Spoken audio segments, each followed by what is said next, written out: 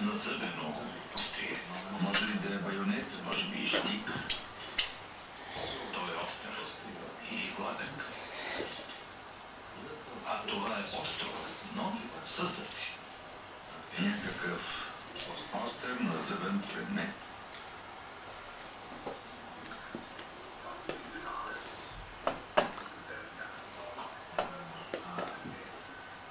Бил ли нарязал на парчета? Да, и аз така чух. Заколал ли като пилени?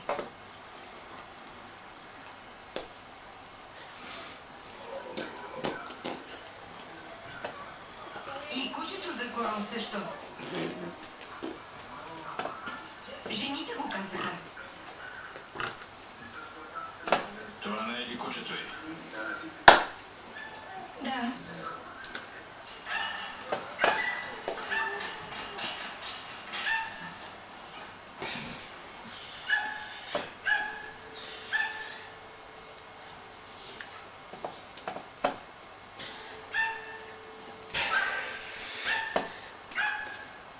Добър ден.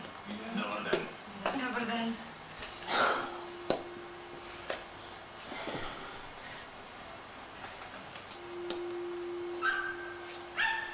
Виждаш ли, Пеки?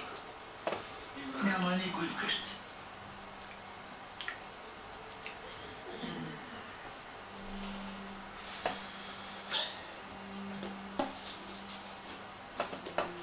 Били ли сте някога у госпожа Лерусова, господин Опоченски? Не знам. Не си го спомняте? Би трябвало да сте били, защото отпечатъците ви съвпадат с намерените там.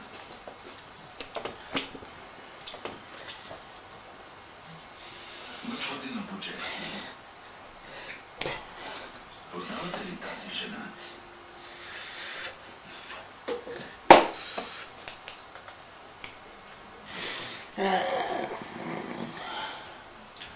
Боже Господи!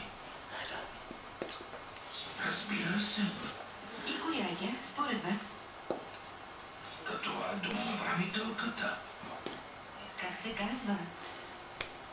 Това е домоуправителката. Това не си струва. Трябва да се свържа с лекаря.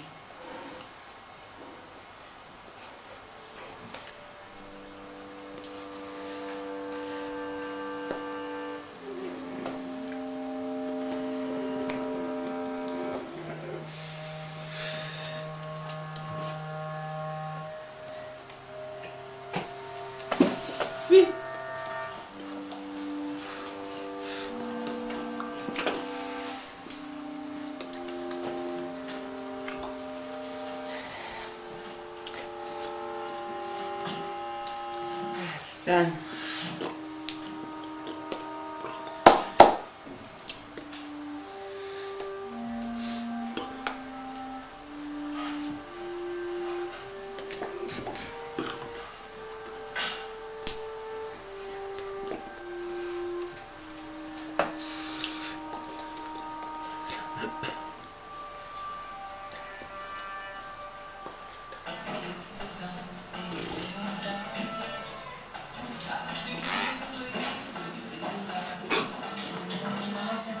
Се държа като идиот.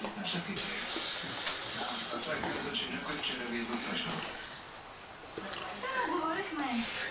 И какво се случи? Михъл взе да обижда и... Ирка го удари. Ирка, Да.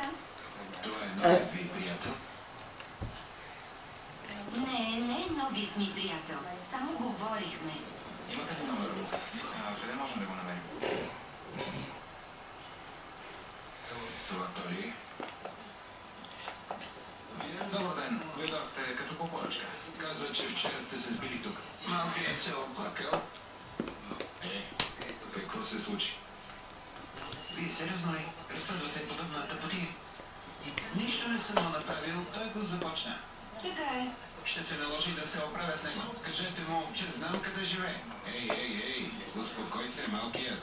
Какво се случи след боя?